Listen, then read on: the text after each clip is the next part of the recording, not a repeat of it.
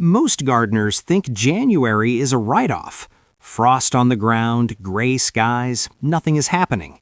And honestly, that belief alone costs people weeks, sometimes months of growing time every single year. If you have ever stood at the window in January thinking, I just want to grow something, anything, you're not alone. I'm exactly the same. And here's the truth most people miss. January is not dead time in the garden, it's quiet time, and quiet time is powerful if you use it right. Today, I'm going to show you 6 vegetables you can start right now, even when it's cold, even when the weather looks miserable, and even if you're short on space. These are crops that reward early starters. They give you earlier harvests, better yields, and more room later in the season. So if you want your most productive garden yet, this video matters. Quick thing before we get going. If you enjoy real, practical gardening without the fluff, hit subscribe, give this video a like, and share it with someone who thinks January is too early. All right, let's grow. Number 1. Onions, the hardy staple that pays off big. Oh man, let's talk about onions for a minute. Nothing, and I mean nothing, beats pulling up your own homegrown bulb from the soil and slicing into it fresh.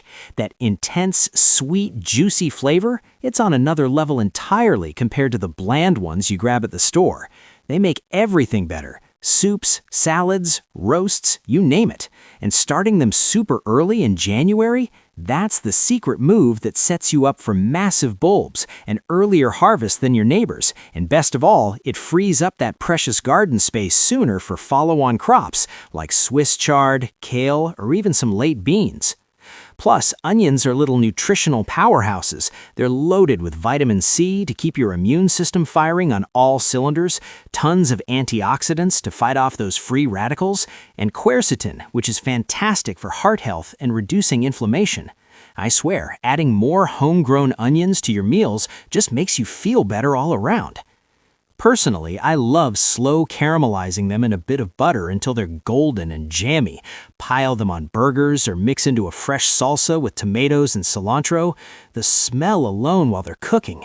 Now, when it comes to starting onions, I almost always go for seeds instead of sets, those little immature bulbs you can buy.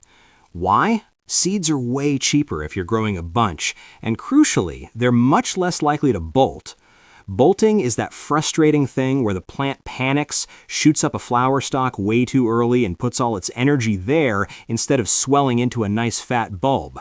I've had it happen with sets before, especially in unpredictable weather, and it's such a letdown. So, grab yourself some onion seeds. I love varieties like Ailsa Craig for those exhibition-size bulbs, or Sturon for reliable storage, and let's get sowing.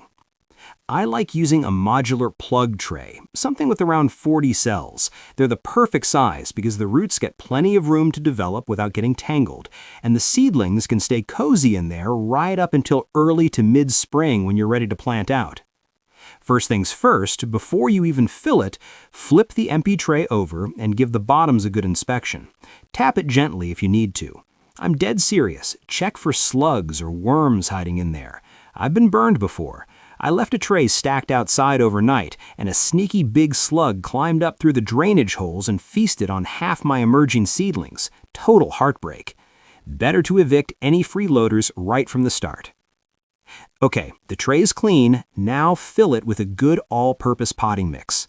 I pack it in loosely at first, then top it off with a finely sieved layer of the same mix. Those onion seeds are tiny, like little black specks, so that smooth, fine surface helps them settle in just right without big clumps getting in the way.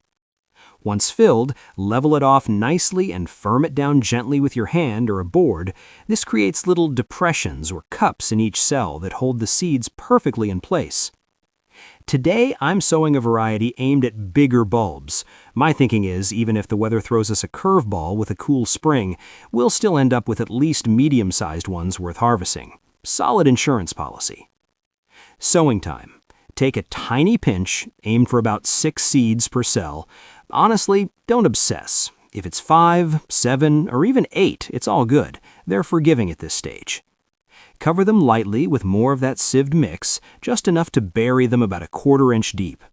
Then watering, super important to do this gently.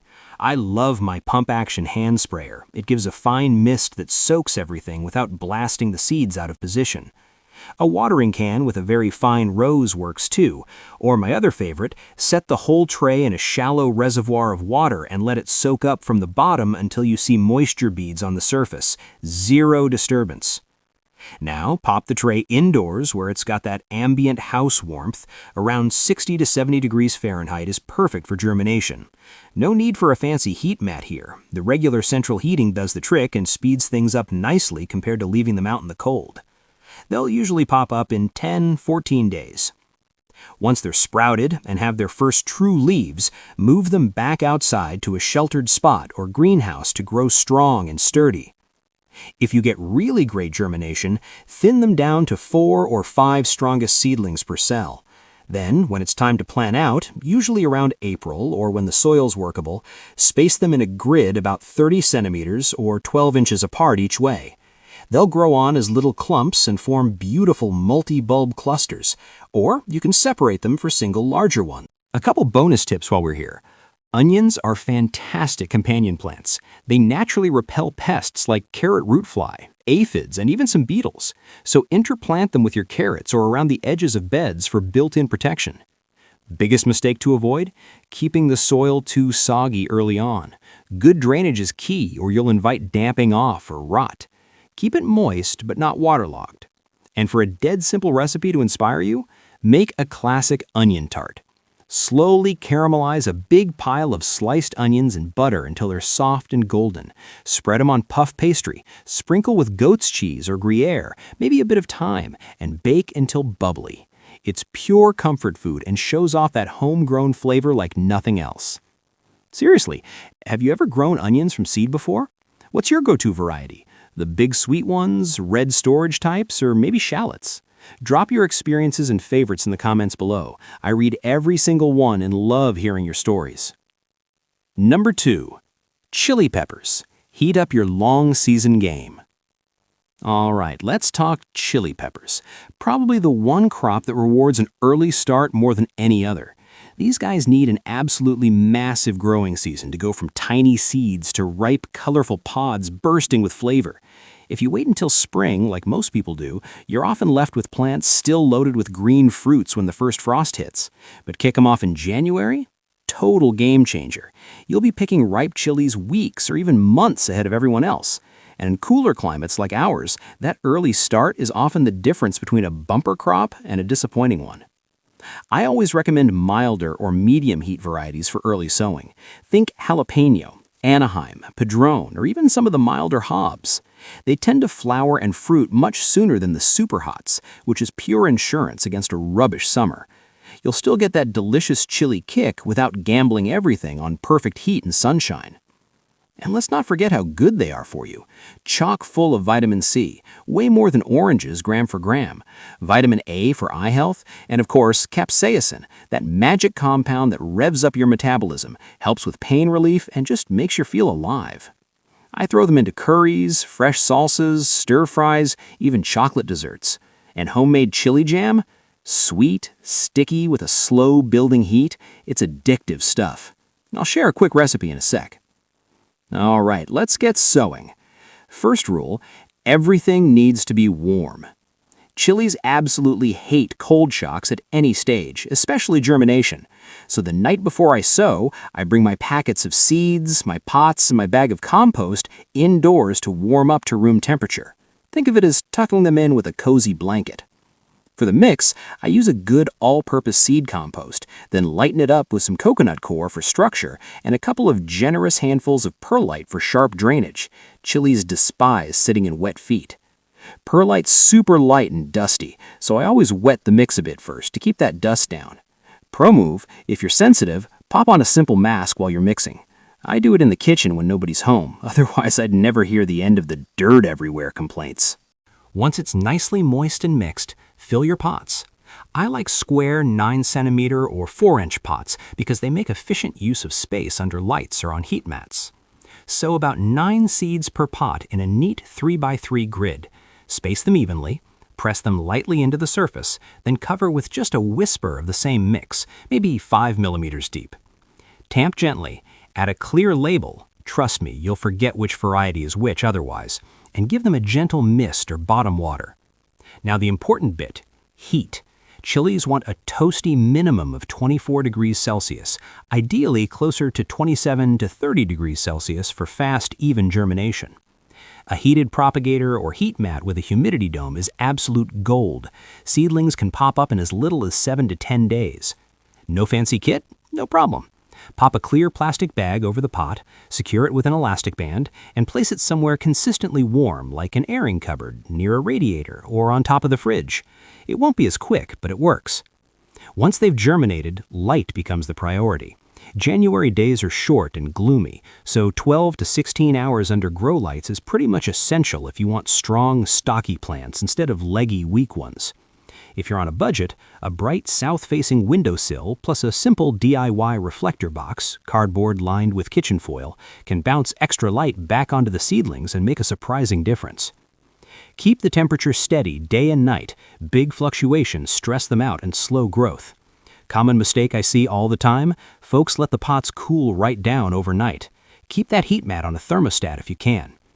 As they grow, don't rush to feed them. Wait until they've got a couple of true leaves and are starting to fill the pot. Then give a very dilute, balanced feed. Hold off on high potash tomato feed until you see flowers. That's when they really need it for fruit set.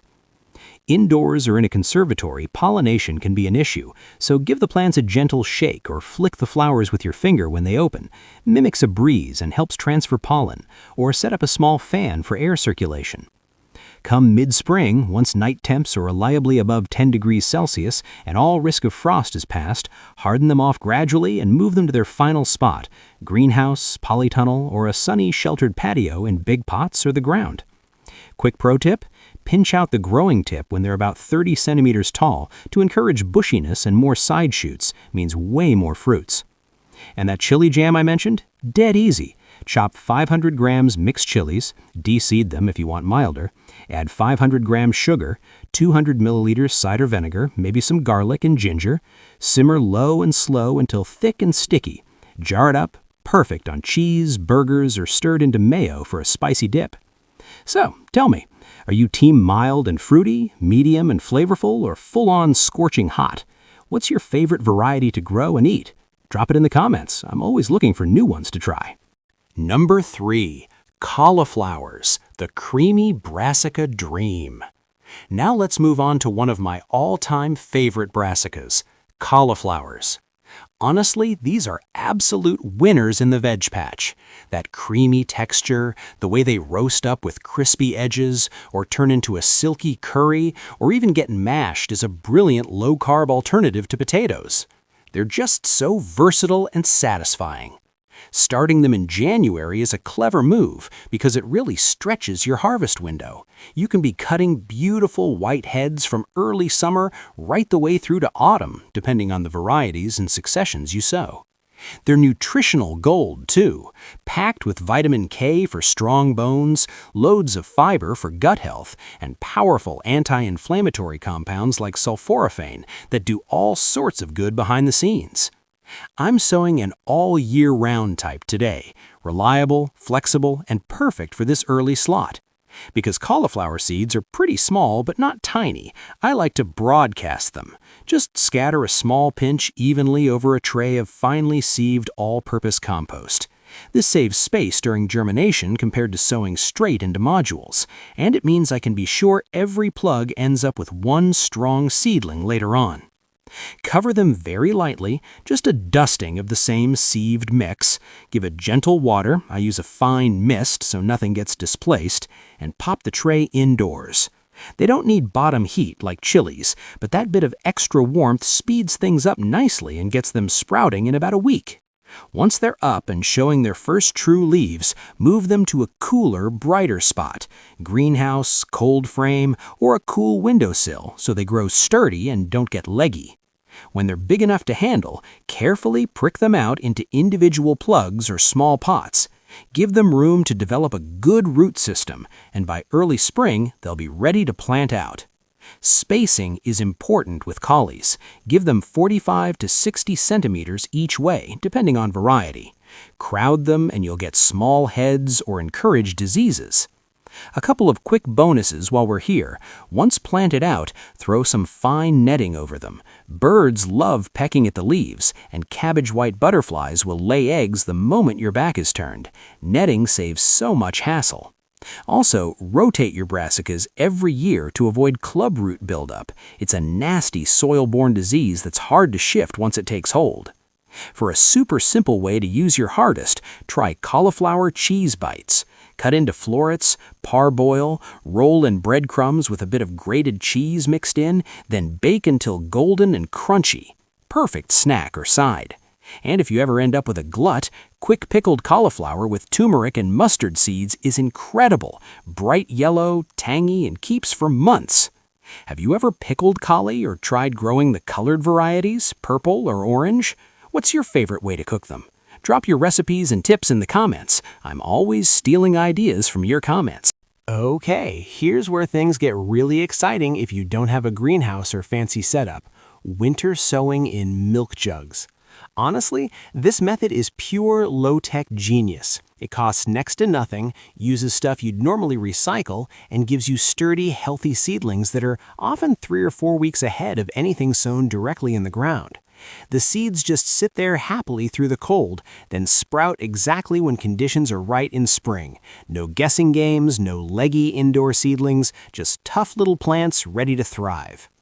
I'm lumping pointed cabbages and leeks together here because they both absolutely love this technique. First up, pointed cabbages. Varieties like Caraflex are my go-to. They form these beautiful, compact, cone-shaped heads that are sweeter and tender than round cabbages, perfect raw in coleslaw or quick stir-fries.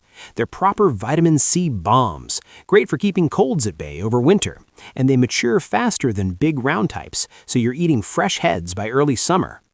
Then leeks. Something like Joland is spot on for early sowing. You'll get long, thick stems with that gentle onion flavor from early autumn onward, and they're packed with vitamin A for eye health, plus plenty of fiber and iron. Nothing beats a bowl of creamy leek and potato soup on a chilly evening. Here's how simple the milk jug method is.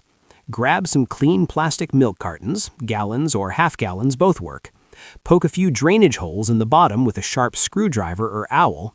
Cut around the middle almost all the way around, leaving a small hinge at the handle side so the top stays attached. Fill the bottom half with a good all-purpose potting mix, moisten it well, then scatter a small pinch of seeds evenly across the surface. Don't bury them too deep, just a light covering of mix. Pop on a clear label, write the variety and date with a permanent marker, close the lid, and seal it shut with a few wraps of heavy-duty duct tape. Leave the cap off so rainwater can get in. That's it. Place them in a sheltered spot outside, maybe tucked along a fence or wall, out of the worst winds but still getting natural light and weather. Rain keeps them watered, the plastic acts like a mini greenhouse, and the seeds know exactly when to wake up as days lengthen and temperatures rise. When the seedlings finally appear, usually sometime in March or April, open the tops on mild days to ventilate. Then, once they're big enough to handle, gently tease them apart, pot them on into individual modules, and grow them until planting time. Super straightforward, and because they've been hardened off from day one, they sail through transplanting. Quick care tips once they're in the ground. For cabbages, plant companion herbs like dill, thyme, or nasturtiums nearby. They confuse and repel aphids and cabbage worms. For leeks, gradually hill up soil around the stems as they grow to blanch them and get more of that tender white part. And for eating inspiration, try a quick ginger cabbage stir-fry. Shred the pointed head, flash fry with garlic, ginger, a splash of soy, and sesame oil. 5 minutes and it's done. Or go classic with leek and potato soup. Sauté leeks in butter, add potatoes and stock, blend until creamy, maybe a swirl of cream at the end. Comfort in a bowl. So, tell me, what's your absolute favorite brassica dish? Cabbage rolls, bubbles and squeaks, roasted cauliflower, or something totally different? Drop it in the comments. I'm always on the hunt for new ideas. Number 6. Garlic, my all-time favorite. And finally, we've saved the best for last, garlic. Hands down, my absolute favorite thing to grow. There's just something so satisfying about breaking apart a bulb, planting those plump cloves, and then pulling out fat, juicy new bulbs months later. The smell of fresh garlic in the kitchen is unbeatable. Midwinter, right around now, is actually a perfect time to plant because garlic needs that proper cold chill, a good period of vernalization to trigger the cloves to divide and form a full multi-clove bulb. Plant too late in the spring and you often end up with single large cloves instead of proper heads. It's packed with allicin, that powerful compound that boosts immunity, fights bacteria, and just makes you feel bulletproof. Plus, homegrown garlic stores for ages, softnecks up to a year if cured properly. I'm planting two types today, a softneck like Mersey White for long storage and reliable cropping, and a hardneck like Carcassonne for that bold, punchy flavor. Prep a sunny bed with plenty of compost worked in, then plant the cloves pointy end up about 15 centimeters apart and 5 to 7 centimeters deep. Smaller cloves can go in a pot for tasty greens if you're short on space. After that, they're low maintenance, just weed occasionally, water if spring turns dry, and mulch to keep moisture in. Harvest when the leaves yellow in early summer, then cure them in a dry, airy spot. Quick tip, save the hardneck scapes. They curl up in spring and make incredible pesto or stir-fry. And never plant upside down. They'll still grow but waste energy righting themselves. Roasted whole bulbs spread on bread? Pure heaven. What's your favorite garlic variety or way to use it? Let me know in the comments. That's it. January might look quiet, but it's full of opportunity. What you start now decides how your garden performs later. A little effort today sets you up for months of harvest. If this helped you, subscribe to the channel, give the video a like, and share it with someone who wants a better garden this January. I'll see you in the next one.